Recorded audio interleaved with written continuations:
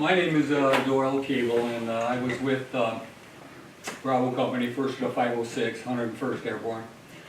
And I'm going to talk to you a little bit about the Battle of Hamburger Hill, and then after that, a couple of my personal experiences after I got out of the service. First of all, Tony and I, like you said earlier, you know, we worked together over at Burgers over there, apprentice meat cutters, and he went in before I did, and then he got out and went back to the old job. And I went in while he was still over there, and he came back and went to work for Burgers. And we probably worked together for close to 20 years, but I don't remember one time that we ever talked about our experiences in Vietnam. We just never did, you know, never did talk about it. I was in the same area after he came back. My base camp, his base camp was up north there in I-Corps. His base camp was Camp Evans, and I wound up in Camp Evans, and we worked in the jungle outside of the Ashaw Valley, same area Tony was in. It was 50 years ago, this past May, that we went through that battle. And there was about 8 to 10 companies that converged on that hill from different directions. And I was a little bit less than, right around 30 guys, a little less than 30 that walked off the side of that hill out of my company. Is anybody here, by the way, seen the film Hamburger Hill? You know, it came out in about 87 or something like that. About 19 years after the, when it happened. But I'd never seen it. I started watching it probably 3 or 4 times, and I just never finished watching it. You know, I just turned it off. I'm not sure why. I just never finished watching it. So. But I took this off of Wikipedia on how Hamburger Hill got its name. It said the hill and the battle got its name thanks to the intensity of the fighting, and what soldiers dubbed it as a human meat grinder. Sergeant James Spears, who fought in the battle, told the reporters, "Have you ever been inside a hamburger machine? We just got cut to pieces by extremely accurate machine gun fire." Hamburger Hill caught on quickly because so many journalists flocked to the area to report on the battle. And after 10 days of brutal fighting, we took the hill. And that was from May 10th to May 20th, 1969. On June 5th, we abandoned it, and the North Vietnamese reoccupied it about a month later. I always thought what a shame that was, to lose that many wounded and that many killed, and just to give it right back to the NBA a couple months later.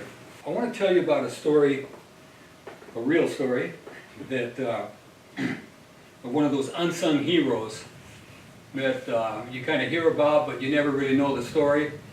But this guy this soldier was in my company, and he was from right over here from LaPorte, Indiana. And Roger Perdue was his name. And this article that I'm going to read to you was written by the 4th Platoon RTO.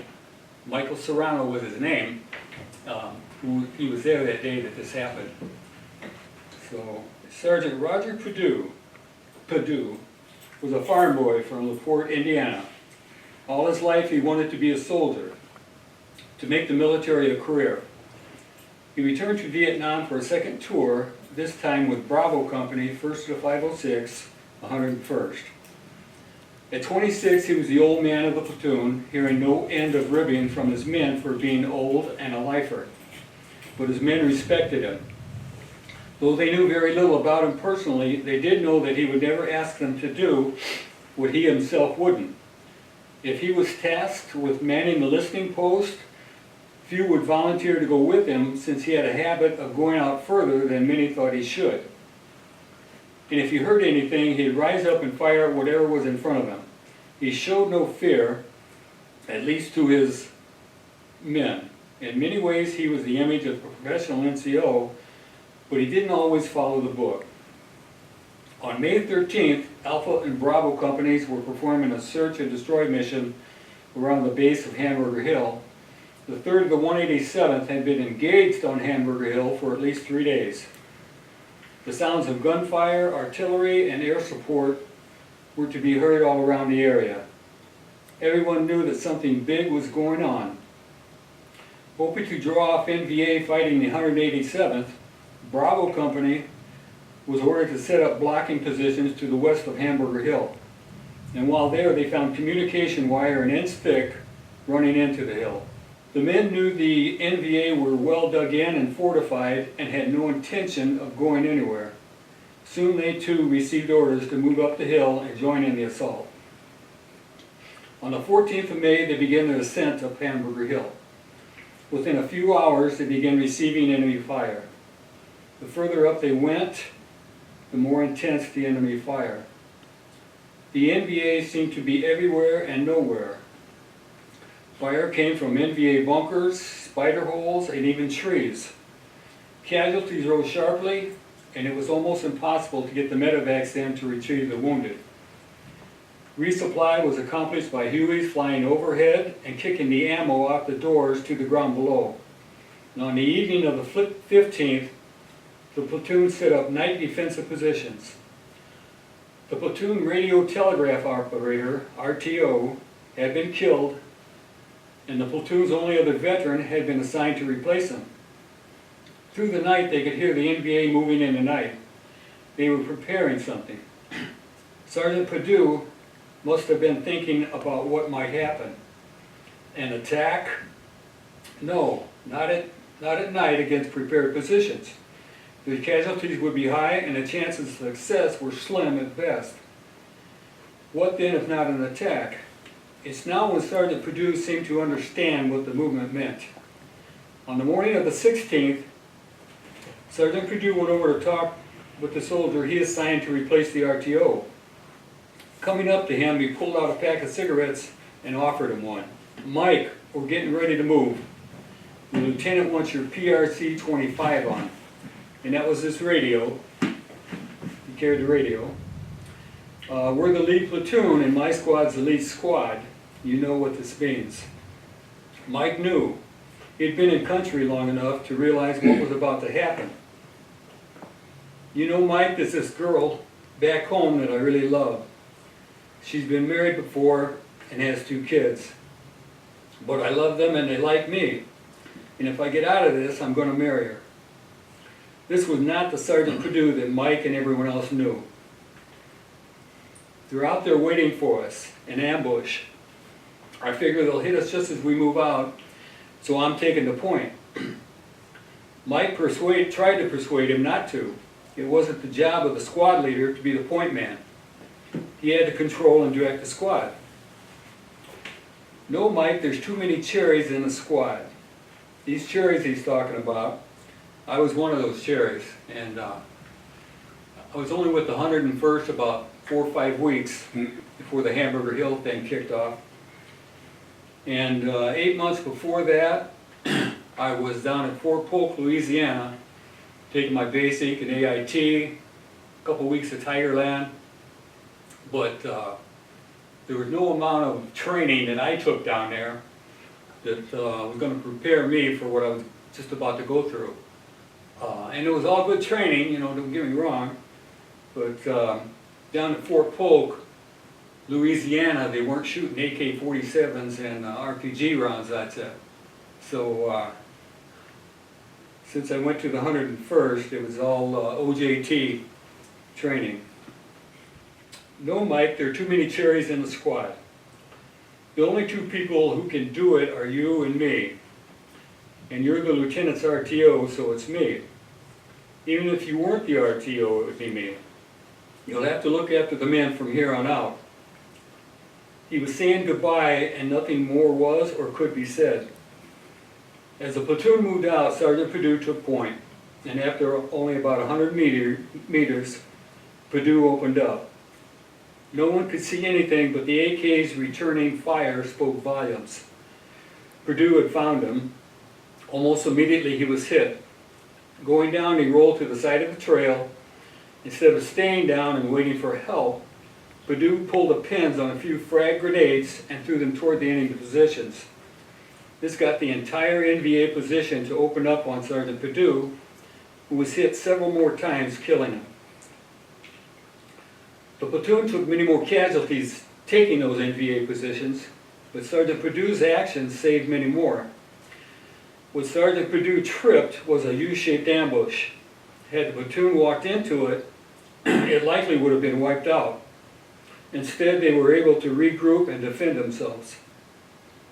Bravo Company sustained nearly 80% casualties in the battle for Hamburger Hill, as did the rest of the 101st. The commander of the 187th later accused Bravo, 1st of the 506, of not doing enough to support him, of being negligent. Such is the way of things when something isn't an overwhelming success. Someone has to be accused of failing. No one could ever doubt the bravery of Bravo Company or that of Sergeant Perdue. No one could ever doubt the bravery of the 101st on Hamburger Hill. So that's the way it was about the first 5 days of the battle. We'd be in firefight all day long. Come evening time, we'd dig our foxholes for the night, and get up the next morning, we'd just do it all over again, you know, for about 5 days. About the 6th day, that was a little different. Some of them had gotten in behind us at night, and it's all jungle. I mean, it's all real thick jungle. It's a triple canopy jungle. That's pretty heavy jungle. So you can't see, you know, 6 feet in front of you, probably 4 feet in front of you. You know, you just can't see because it's so thick. Some of them had gotten in behind us that night. Well, when we were getting up that morning, my lieutenant, who I carried the radio for, I was his RTO. He took a bullet in the head that morning right away, and then the battle was on again. And I remember it was about early afternoon, and they ran us down that hill into a flat area called a saddle, and then the trail went on up out of that saddle. That battle that morning, that firefight, it probably lasted 4 or 5 hours because some of them had gotten in behind us that night. They held the high ground on us. You know, they were up here and we were down here, and then the trail went on down into that flat area of the saddle. There was a point there when we knew we couldn't hold our position, so our forward observer, he called in artillery. Artillery's going off from about 3 sides, and you know, the AK-47s and our RPG rounds are coming at us, and then they ran us down the hill that day into that saddle. We tried to keep going, but we could not because some of them were waiting on us there also up the trail. So we had to back down into that saddle, and this was it wasn't quite dark time, but it was getting late in the afternoon then, still daylight. So we backed back down into that saddle, and at that point we had about 7 or 8 wounded with us. We had to call in a Medevac chopper to get the wounded out of there.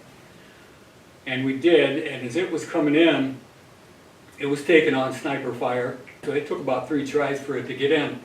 And it did. It came in and sat down. And we're getting the wounded on. And there was this one soldier, he had gotten shot in the arm. As the chopper was lifting off, he went up to it and he put his good arm around the skid of the chopper. And the chopper took off over the tree line of the jungle. Kudlick was his name, by the way, Charles Kudlick. And he put his arm around the skid of the chopper, and it lifted up and took off over the tree line of the jungle. And it wasn't very long before Kudlick couldn't hang on. He dangling off of the skid of the chopper, and he fell off into the jungle. I'd always wondered, you know, we didn't know, you know, that was it. We continued on doing what we had to do. But I always wondered for 48 years, and up until about 6 months ago, I wondered whether Kudlick's remains had ever been found. And I found this on the 506 website. On May 18th, 1969, Spec 4 Charles Kudlick and his unit were engaged in battle in Tu Tin Province, South Vietnam. During the fighting, Kudlick was injured and was being medically evacuated from the battle area by helicopter. The injured team members were boarding the helicopter when it had to leave quickly because of a heavy volume of enemy fire. At this time, Kudlick had been unable to completely board the aircraft and was hanging on one of the skids of the helicopter, and the door gunner aboard the helicopter was trying to pull him into the ship. Due to his own wounds, the gunner was unable to pull him in. When the pilot of the helicopter became aware of the situation, he started looking for a place to land. But before he could do so, Cudlick fell from the aircraft at an altitude of 500 feet into the jungle. Comprehensive searches were conducted by air with no success. Cudlick was declared killed in action, and his body was never recovered. And it just goes on to say that war is hell. And yes, it is. So, after all them years, I finally had a little closure with myself, and finally knowing that Cudlick's remains had never been found. So, for the next 3 days, we tried to go up the hill in the direction we were going, but we could not because of sniper fire. It just wasn't looking too good for Bravo Company at that time, and we just thought the NVA were going to regroup and just come on down and wipe us out. Tensions were running and emotions were running pretty high. It just didn't look good for Bravo Company. We just thought we were going to get wiped out. Nightfall was coming on. One of the sergeants came up to me and said, "Cable, you're going out on LP tonight." And I thought to myself, man, I really don't want to do that, LP is where 8 guys go out, 2 guys each in 4 different directions, and they go out about 15-20 yards, and they set up for the night, and they put out their trip flares and put out their claymores. This night was pretty different. Our company was already pretty depleted. We only had about 30 guys left, or a little less than that. They sent 4 guys out, and I was chosen to be one of the guys. I just didn't want to go out. I didn't want to go out there. I'm sure the other guys felt the same way because, we just got our butt kicked pretty good. And the direction I had to go was in the same direction where we just got ran down the hill earlier in the day. So, to me it was just like going out on a suicide mission because, we knew the NVA was right there. We knew they were just knocking on the door. And like I said, we just expected them to regroup and come on down and just wipe us out. That's what we thought was going to happen. Even though I didn't want to go out there, I knew I had to. So I did. I got my gear together and I went out about 15 yards and I set up for the night. And while I was out there that night, it's real quiet and everything, and you get a chance to think. Nothing was going on at that point. We were just, like I say, we were waiting to just die. It's a whole lot different than a firefight. A firefight, it gets real crazy, it gets real chaotic. There's a lot of hollering and yelling, and that's the way all firefights are. And at the end of the day on a firefight, you're just thankful to be alive. You're just thankful to make it. But out there it gets real quiet, and like we were just like I say, we were just waiting to die. I went ahead and I made my peace with God that night. I knew there was about 0% chance of me making it back from that LP that night. Thankfully that did not happen, and so morning came, and for the next 3 days we tried to go up the hill out of that saddle in the direction we were going, but we could not because of sniper fire. So about the 4th day, we did get a chopper in, filled with 105 canisters of water, because we were out of water, we were out of food. So as it was coming in, it was taking on sniper fire. So it hovered about 25, 30 feet in the air, and they kicked those 105 canisters of water out to us. Those chopper pilots and those door gunners and those artillery guys. I tell you what, I thank God for those guys, because we all needed each other to survive. We all needed each other to survive. So later on that afternoon, we filled our canteens up, and we walked off the side of that hill. That was a pretty glorious day for. I heard one guy say at one of the reunions I was at, is that there were 28 guys and one guy said he counted 26 guys that walked off the hill, and that's about out of about a little over 100 guys in my company. You know, I just say 30 guys, but one guy said 28, one guy said 26. But it was pretty well depleted, you know, our company at that time. Like I say, walked off to the side of the hill there. Every morning now when I wake up, I go ahead and thank God for another day because, you know, I didn't think I was going to see another day there for a while. 2 years ago, I went to my first Vietnam reunion, and it was my company, just my company, Bravo Company, and my lieutenant that got killed that morning, and I was his RTO. His son was only 4 months old at that time when that happened. And he had already been to a couple of reunions, and he was going to be at this one, and he was. And him and I got together, and he asked me how his dad got killed. And so I told him the best that I could remember. I don't know if anybody out there had done anything like that, but that was pretty rough for me. That was a tough one. To tell a son about the father that he never met had got killed, especially in a combat situation. Yeah, it was pretty rough. I hope I don't have to do something like that anymore. Also at that reunion, and there was about 30, 35 of us, but there was only about 5 of us there that walked off the hill that day. There was a guy there sitting in a wheelchair, and he didn't have any legs above the knee. Both legs were gone. And I didn't know him. He came later on after I left. Walked up to him and I asked him what happened. He told me he stepped on a mine and blew both of his legs off. So nowadays I try to think, you know, if I think I'm having a bad day, or if I get to complaining too much, I think of this guy sitting in that wheelchair with no legs. And it kind of puts a little different perspective for me. You know, I have been through some stuff, but, you know, at least I came back with both my arms and both my legs. So, you know, I'm thankful for that. You know, I made some bad choices when I got out of the service, and this next one here is a pretty bad one, and I'm not very proud of it, what I did, but, you know, I was going to tell the young people, you know, maybe if this helps you make better choices along the way, you know, it'll all be worth it. Like I say, I'm not very proud of what I did. Well, I got out of the Army in 1970, and I was only back from Vietnam probably about 9 months.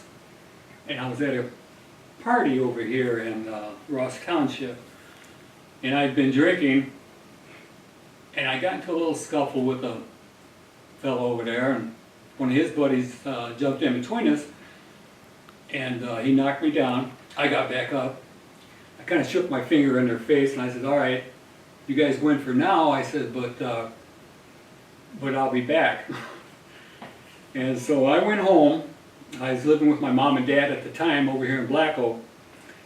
And I went in my room, and I got my .410 shotgun, and I loaded it up.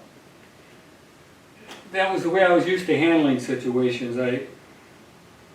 You know, being in combat, I spent about 8 months in the jungle, and that's the way we handle situations. You know, if you ran into somebody out in the jungle, you didn't have to call in the back and get permission to fire on them. If you ran into somebody, you know they were a bad guy, and you took care of them, you killed them. That's how I handled things. I thought that was the way to handle something. I had a problem, and I was going to go back and get my gun and take care of them.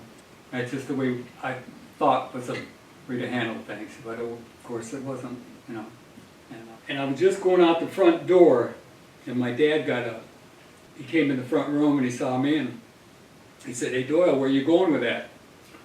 Well, I told him the story. I got into a fight. I was going to go back and I was going to level the playing ground, you know.